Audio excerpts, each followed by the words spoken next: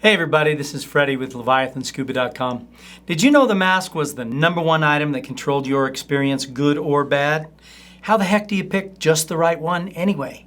We'll get to that in just a minute.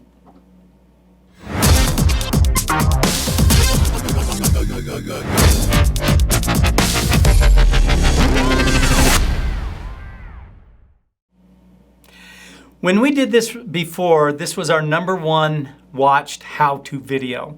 So we're redoing it with the comments and the modern technology, and we have two versions of this one. We have a longer version with quite a bit more information, and we have this shorter version here with some of the highlights for you. So if you want a little bit more in-depth, go check out the other one too, right? So how the heck do you choose the right mask anyway? People ask me all the time, which mask should I buy? The answer is the one that fits you the best. Not a particular brand, not a particular style. It's the one that fits you the best, the one that's the most comfortable for you. So to get into that, I like to highlight the fact that our most expensive mask, over $240 for a mask, doesn't hardly fit anybody's face. So if you bought that one, it'd be no good for you. Yet one of our least expensive masks fits 95% of all the faces, and it's a great mask. So it's not about the price, and it's not even necessarily about the quality and the materials and things like that. Speaking of that, the right materials is key. In the past, masks were only made out of rubber. And so when you get the right materials, the mask is going to last you a lot longer. Do you want to buy 5 masks over the next 25 years, or do you want to buy 1? I'm going to say this is an item you never cheapen out on. It's not just your budget item. You spend the money, you get the right quality, the right features, and you make sure you get the right mask. And you won't have to do it again for another 25 years. So, rubber masks. Cheap PVC masks. The thing is, in the closet, they're going to degrade when they dry out. They get brittle, they crack, things like that. You're going to have to buy another one way too soon anyway. Here's an example of a mask that just sat around too long, and this is a Rubbermaid material, and it actually just cracked and split, and it's brittle, and it's worthless. So in the time that you had this one, if you had a silicone mask made out of silicone, you'd still have it. You'd still be diving. It'd be lasting you lots and lots of time, okay? So don't buy those. Now, the stickier the silicone, the better. Softer silicone, the better. Okay? And when you buy glass, make sure it's tempered. Never, ever, ever buy a scuba mask that has acrylic or plastic or anything like that in it. You want to buy tempered glass. It won't shatter if it breaks, cracks, things like that. It's going to protect your eyes. A big factor in choosing the mask is the right style. So there's numerous different kinds of styles of masks. You can see some that have a mono lens here, a single lens. Some of them have a dual lens. One is not better than another. It's going to be easier to put prescription lenses in a dual lens mask, but the way the mask is engineered, you might think having this is worse than this, but this lens is further away from your face.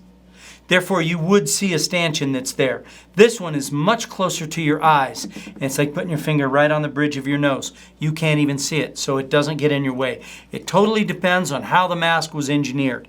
Okay, so single versus dual lens, one is not better than another. They just have different features available to them. Okay, so the shape of the lens can make a difference. Here you see a tri-lens. You have 2 side lenses that is thought to give you more peripheral vision. And that can be true if the lens is farther away from your eyes. So that being said, some masks have a greater volume. The lens is farther away from your eyes. And some have a much less volume, a lower volume. The lens is much closer to your eyes. So you can imagine peripheral vision when it's right up close to your eyes. Wow, I can see all the way over to here, over to here. If it's away from my eyes a little bit, maybe I only see from here to here. Something to keep in mind when you're trying one on. How about a colored lens? You can buy clear, you can buy pink, you can buy yellow. The pink adds a little red back in, which the red gets filtered out underwater. That's why all the images you see are blue and green. But adding a little pink back in brings you more closer to the natural colors. The yellow makes it brighter, just like wearing yellow sunglasses for driving at night. It enhances the definition, makes it a little brighter, so shallow or shaded water, night diving, things like that. Okay. Another feature you'll find in the style of mask that's key is you're going to find something that's called ultra clear, high definition lenses, polished lenses. Basically, it is the type of glass that's used. It's got less green in it. It's a little more crystal clear, therefore it enhances the vision for you just a little bit. It also can be polished. The idea behind polishing the lens is you take the edges out of the glass. It makes it less rough. Not that you'd feel it on your fingers or you can see it with your eyes, but impurities like sweat, the oil in your sweat or fingerprints, things like that, the more rough the glass, the more impurities stick to the glass, the more your lens is going to fog up. If you have a polished lens where it's a little bit smoother, less impurities stick to that, the better your defog works, the less that it fogs up. Okay, now here's one of Freddy's pet peeves, and I get comments on this all the time. Right, so I'm going to talk about purge valves. I personally dislike purge valves. I think it's a mistake to put it in a mask, but you're going to find a lot of masks out there that have them. And in our previous videos, the guys would put their comments down there. I've had a purge mask for 30 years and it's still working fine. I get it. I get it. You know, no need to give me those comments. I'm just going to say that if you're new to scuba diving and you're going to buy a mask, why buy a mask that already has a hole in it? And I say that because the way the purge valve works is in the nose, they have a hole. On the outside, they have a little flap of silicone that works like a check valve or a one-way valve. So when your mask has water in it, you don't have to touch your mask like you were trained to do. Clear it. You don't have to do it. You just exhale. The pressure inside pushes down through the nose, forces the water out. Makes great sense on paper. And it actually works when it works really good. And that little silicone flap keeps the water from the outside coming in. The problem with them is you get sand in them. It's such a thin layer of silicone flap that it'll get warped in the sun and it can leak a little bit as time goes on and they kind of wear out. It's such a thin little piece of material. So, yep, when they work good, they work great, but you're never going to see a professional videographer, photographer, scientist, dive master, instructor. You're just not going to see those people on National Geographic diving and things like that with purge valves in their masks. They eventually will fail. It's not if, it's when. Now, the absolute number one most important part of buying a mask is the proper fit, right? You need a mask that fits. And the fit, I start with something called an emotional fit. What the heck does that mean, emotional? What it means is how do you feel wearing the mask? Not how the physical material feels on your skin. Emotionally, how do you feel wearing it? Do you feel good about it? What I mean by that is, let me start by saying this. Our first lesson that we do when we fit a mask is, do you want black or you want clear? Now, you might have an idea in your mind right now. I like black. I like clear.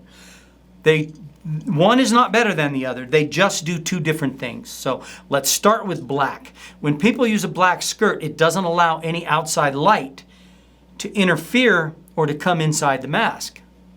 Some of you say, wow, that's awesome. Some of you say, that's terrible. I want light. Okay, so let's talk about it. When you use a black skirt, it blocks out all the ambient light around the sides.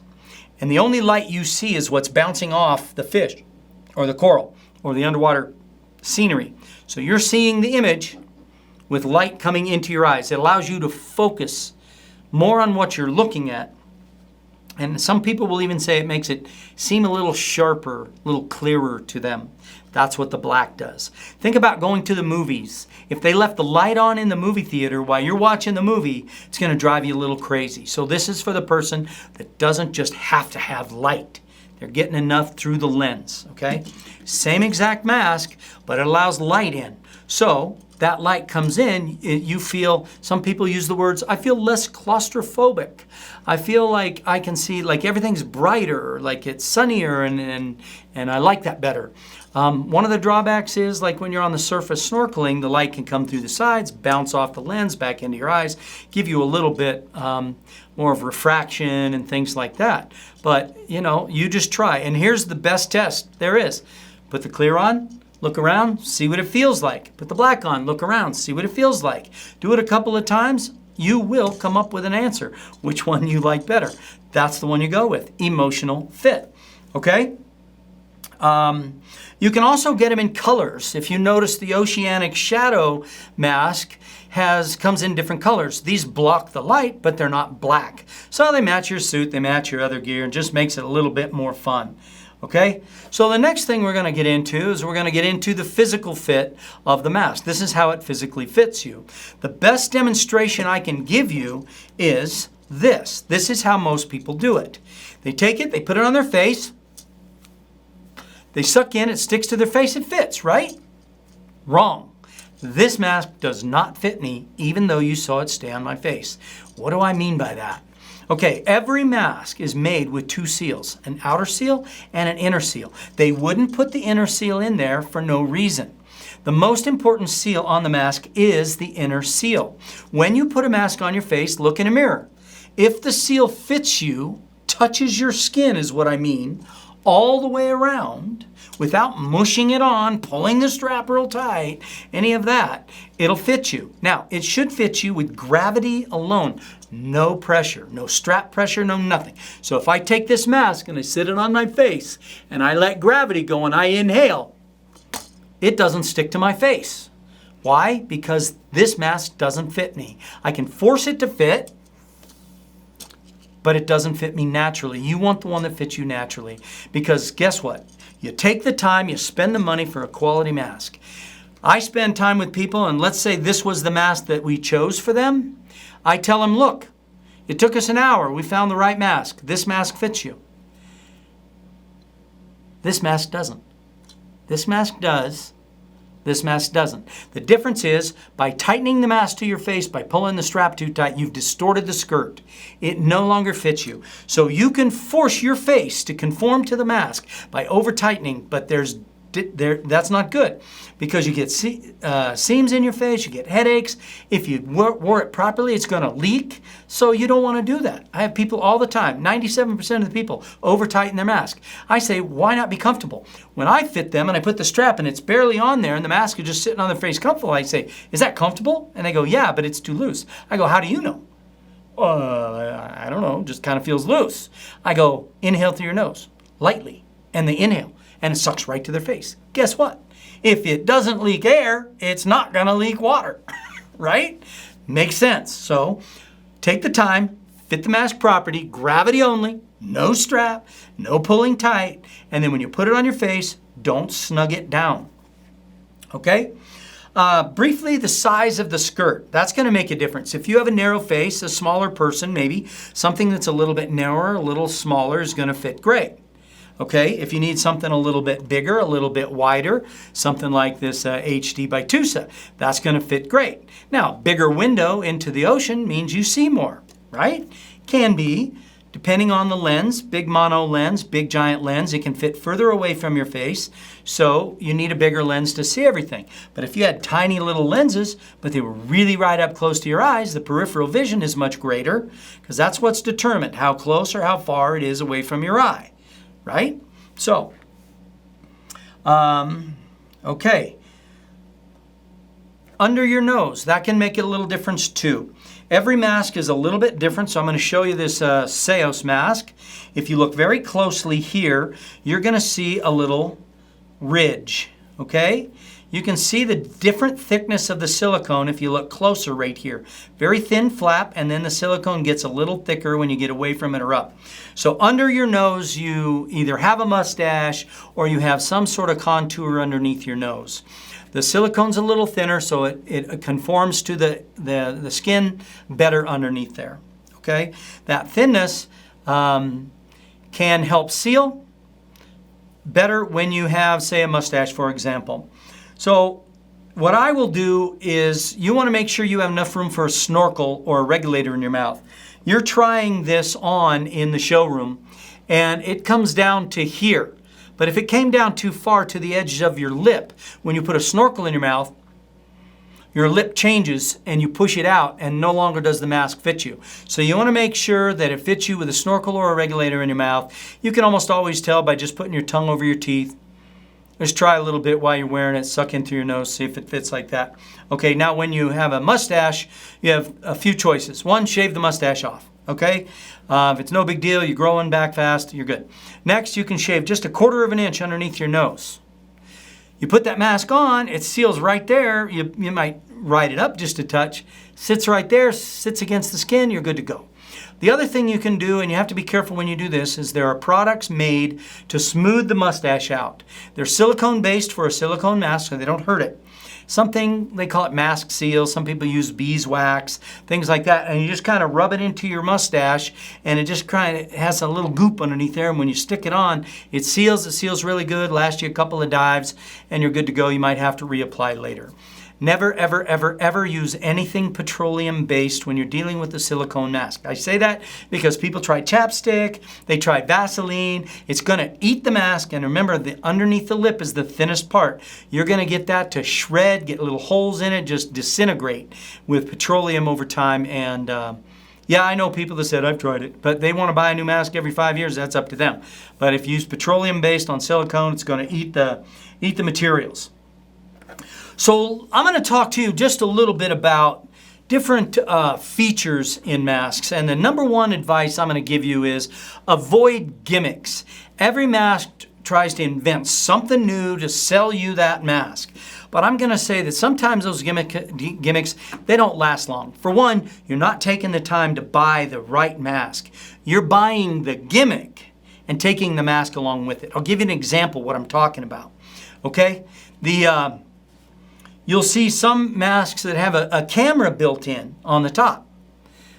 Okay, you're buying the camera because you want to take your vacation photos, your underwater photos, and capture them, but while at the same time you're wearing a mask. I hope that mask fits you, but if it didn't, then you're buying the camera and you're just taking the mask with it.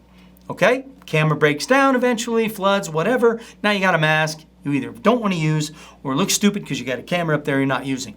Another big thing in history was they built in a dive computer into the mask. It was an awesome idea. Same thing though. People were buying it because, wow, I don't have to wear a dive computer on my wrist. I don't have to have gauges. It's built in my mask with a heads-up display. The cool factor was off the charts. It was awesome. Great idea. But they bought the dive computer and took the mask with it. If it fit you, that was a bonus. If it really didn't fit you, then you had to over-tighten it or squeeze it on or something like that. And frankly, to be honest with you, that particular mask, they did a recall on and they ended up giving people dive computers instead of the mask and taking them back because they would flood, the battery compartment would flood, and now you had this mask with this clunky thing on the side and it didn't work.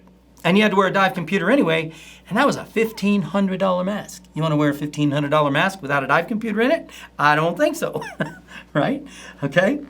So then we talk a little bit about prescription lenses. You can add prescription lenses to any mask. Those lenses right there for the TUSA masks, they literally replace the lens in the mask. We can do it in 24 hours. We pop these out, put those in, it dries, and you're ready to rock and roll. If you need to go back in the future or change your prescription, it's a piece of cake. If you happen to have a mono lens of a mask, it's also possible. They can ground lenses, glue them on the inside. You can get them with bifocals built in. There you see a ground lens. It has a prescription. It also has a bifocal in the bottom. That can be replaced into a lens. This is a version of a stick-on. You glue it into any mask and it's just readers. It's just your bifocals. But if you get a mask with a mono lens or a bigger lens or a custom mask or something, you can always have the lenses made and then they glue them on the inside. Okay? Let's talk a little bit about straps. They all come with a nice silicone strap. When you buy a nice mask, it's going to last you a long time. There are some different straps you can get that are really, really comfy though. I say they're a luxury, not a necessity, but they're a great, comfortable luxury. Like a mask strap that's made out of neoprene with microfiber on the inside. Really soft on the head. For you people with hair, it won't pull your hair out. It won't grip and pull the hair. It's super comfy. They're stretchy. They fit on your head perfect. They're super luxurious and comfortable. The only drawback is they don't last near as long as a silicone strap, and but they're super comfy and, you know, they're cheap. $14, something like that. Okay. Let's talk a little bit about a full face mask. I realize that a lot of newer divers aren't going to be looking here for this kind of technology, but these are snorkel masks. I do want to point out it's very important for you to do your research on the snorkel mask that you buy that's full face because they're killing people. People are dying, and I'm not over-exaggerating. When you Google out there, you'll find all kinds of blogs. So it's the number one item that's knocked off. You want to save money, you buy that $30 full-face snorkel mask, it's dangerous. The danger is it doesn't evacuate all the CO2 out of the snorkel. It's not a two-way snorkel. It's not a one-way snorkel and evacuates, constantly circulating fresh air, and it's too long. So when you exhale and then you inhale again, you're breathing your own CO2 back in. Whereas a higher quality one that's going to run you, 90 to 120 bucks, it's going to have the one-way. The air only goes one way, in and out, so it totally evacuates, and it's a little bit shorter snorkel. Plus, it's going to be higher quality materials like silicone skirting, nice straps made with silicone in them instead of rubber so they won't wear out in salt water. So be very careful and do your research first. Buy a good quality one if you're going to buy a snorkel mask. Now, getting into scuba diving, again, not a lot of newer divers are going to try a full-face scuba mask, but I'm going to show you a couple of them here. The advantages of these are if you're in cold water, they cover more of your face. If you're in really dirty water, like taking on a commercial job, they cover more of your face. They also have the ability to have communication built in. They kind of sound like that, but you can talk both directions, okay? I'm going to say if you're considering this, don't make that your first mask. Go scuba diving, get your experience first with a regular mask because they take special training. I'll give you a couple examples. They're very difficult to clear the mask if it floods. Also, you can't buddy breathe with them, with somebody else. They take special training, okay? So I want you to be cautious. I want you to get some experience with a regular mask first, the full face mask, plus they're very expensive. You're going to spend $600 to $2,500 on those things, whereas you can buy another mask for $69 to $240, okay? Mirrored or coated lenses. So some of these lenses, kind of like the polished I was mentioning, they have a coating on the outside of them. It's meant to reflect ultraviolet light, the bright sunlight. It's meant to only allow certain rays bouncing off the fish or the coral into the mask. So kind of like a polarized lens. These aren't polarized, but they're similar in the technology. It blocks the rays that are going sideways, allows the rays that are coming straight in. So what they do for you is they make it look a little crisper, a little sharper, a little bit more defined, and they block those harsh sun rays when you come up back to the surface. They do allow a little bit of color correction underwater, which is great, okay? I'm going to say, yes, they work a little bit like a sunglass, but I say a little bit because some of the comments on our previous videos that people had when we reviewed these were, they tried to describe it to others more like sunglasses, but you couldn't wear sunglasses at night, and you can wear these on a night dive. When you have your flashlight and you're seeing the light bouncing off, it actually does not block hardly any light. I dove these at night and loved them. Okay, so that's another feature to a mask you can look for. They're called ray blockers. Another one, kind of the final one here in my features is you'll see masks with GoPro mounts on them. I'm going to say that a GoPro always works better with lighting underwater. You need flashlights or video lights, something like that. You can't mount lights to the mask. The other thing I point out to people is when you scuba dive, mostly you're horizontal or vertical a little bit, and your head is facing forward, so the top of the mask is up. When you exhale bubbles out of your regulator, where do they go? Right in front of the GoPro, right? Right in front of your images, right in front of the pictures you're trying to capture, the video you're trying to capture. And it's noisy, so enough said about that. Okay, proper care of a mask, right? Your proper care. The first and most important thing to talk about is every mask that comes off the factory line has a lens that was cut before it was put in the mask. They use a lubricant on the mask when they cut it, and it's on the glass, and they don't wash it off, so it dries. And it's not greasy. It's not slippery and greasy. It dries kind of like hard, like saran wrap or a plastic coating. In the old days, masks were made out of vulcanized rubber. That was rubber that was melted. It was heated to such a high temperature. So the old timers, when they would burn that coating off, they would use a lighter. And you'll still hear people that say, do that. And I know there will be comments below that somebody says, well, I burn mine off every time and I don't hurt my mask. I get it. You do, but it's not the right way to do it. If it was vulcanized rubber, fine, no problem. But with silicone now, it doesn't take hardly any heat at all to warp that silicone.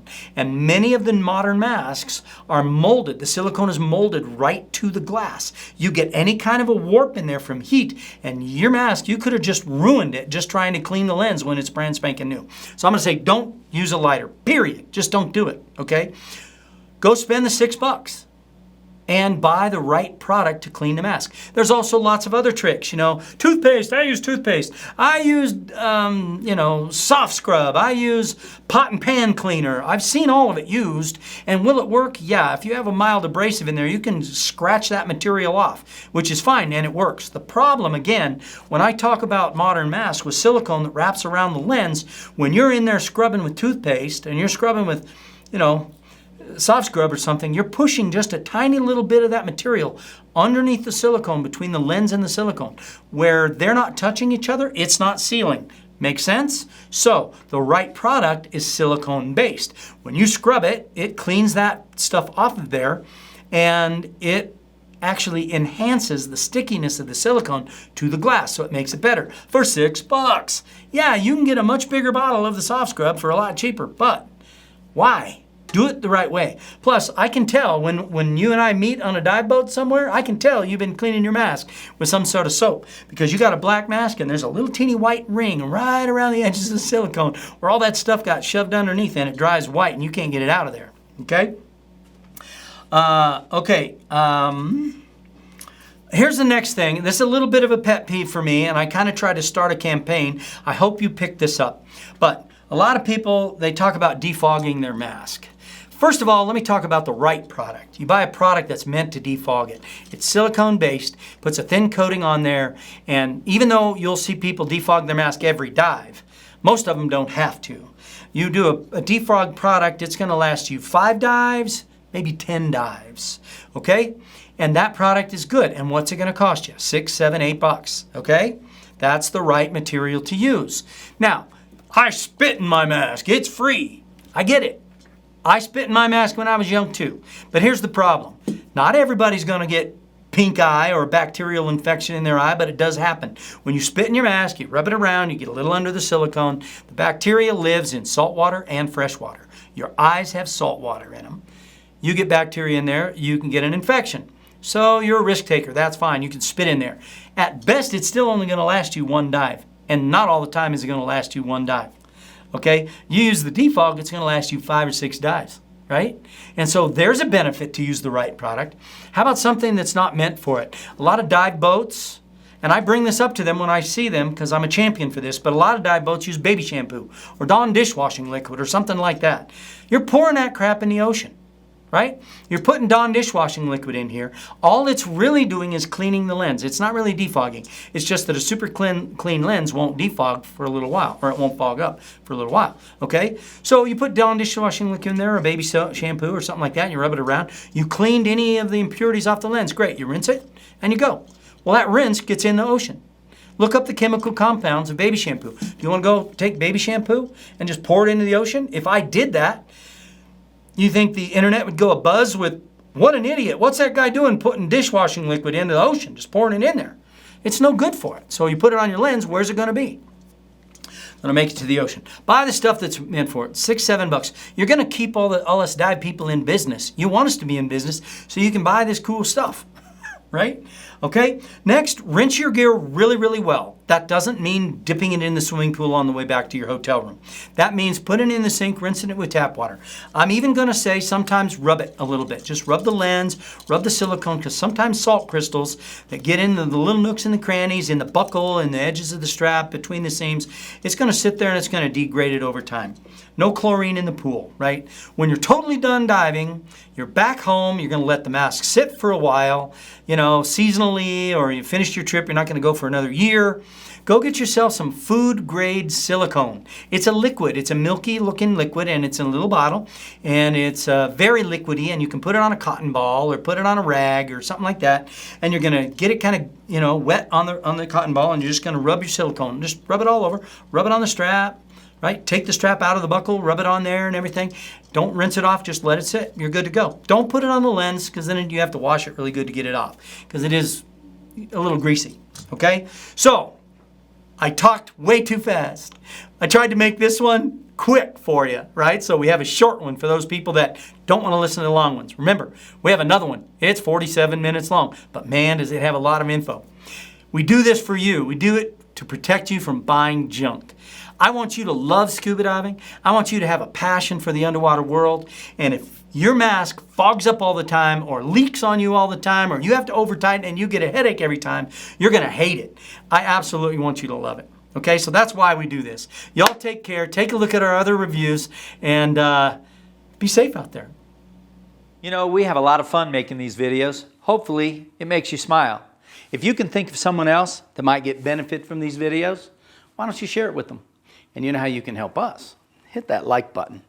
And if by some chance you haven't subscribed yet, hit the subscribe button, then we'll let you know when the next one comes out. Make it a great day.